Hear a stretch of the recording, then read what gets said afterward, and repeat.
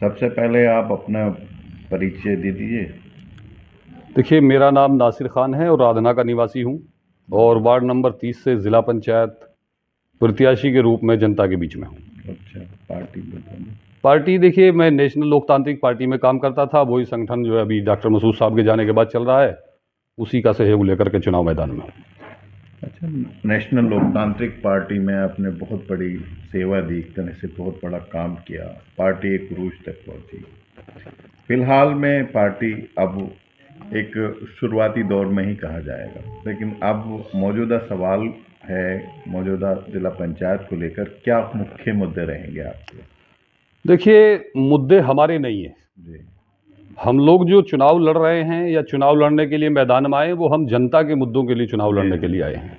बहुत सारे उम्मीदवार अब तक चुनाव लड़े हैं और अब मैदान में भी हैं, जी वो अपने मुद्दों को लेकर के हैं।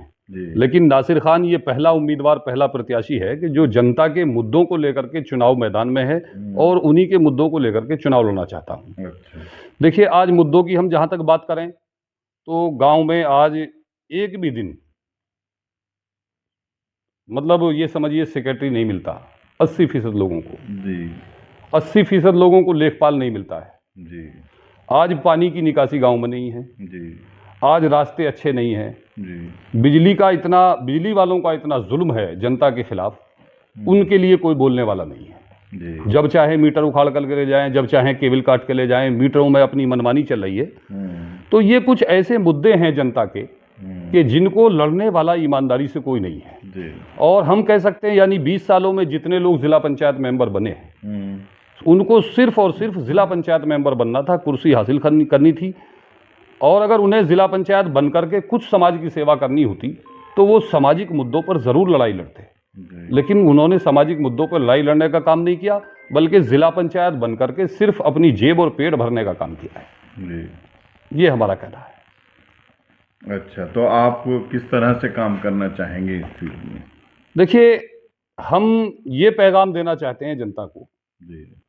कि अगर जनता ने हमें मौका दिया तो हम बिल्कुल निष्पक्ष और ईमानदारी के साथ जो भी धन दौलत जिला पंचायत से मिलेगी, वो हमारा हक और अधिकार नहीं है, वो जनता का हक और अधिकार है।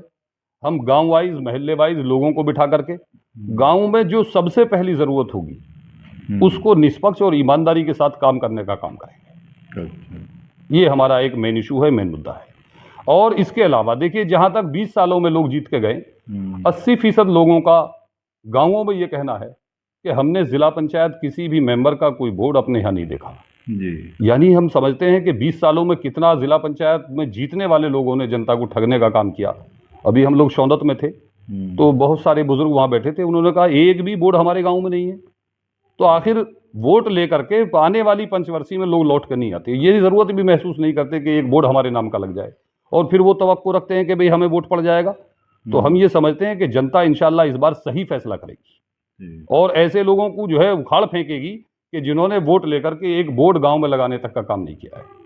अच्छा, इस बार भी बहुत सारे उम्मीदवार चुनावी मैदान में हैं और कई पार्टियां हैं, तो इस मौके पर आप किस तरह से और लोगों से अपने आप को अलग? देखिए, जहां तक हमारा मानना है, मुझे तकरीबन 8वां महीना चुनाव मैदान में है और मैं कंटिन्यू रनिंग में रहता हूं। मेरे लिए रात और दिन एक जैसा है। उसकी वजह यह है कि मैंने बचपन से राजनीति की है, पैदल चलकर की है, दरवाजे पर चलकर की है, एक संगठन को चलाने का काम किया है। और मैं ये समझता हूं कि आज ये कह सकता हूं आपके दर्शकों से और क्षेत्र की जनता से कि आज जितने भी उम्मीदवार चुनाव मैदान में हैं और कल चुनाव होने तक जितने लोग आएंगे, इंशाल्लाह मेरे मुकाबले का एक भी उम्मीदवार नहीं है।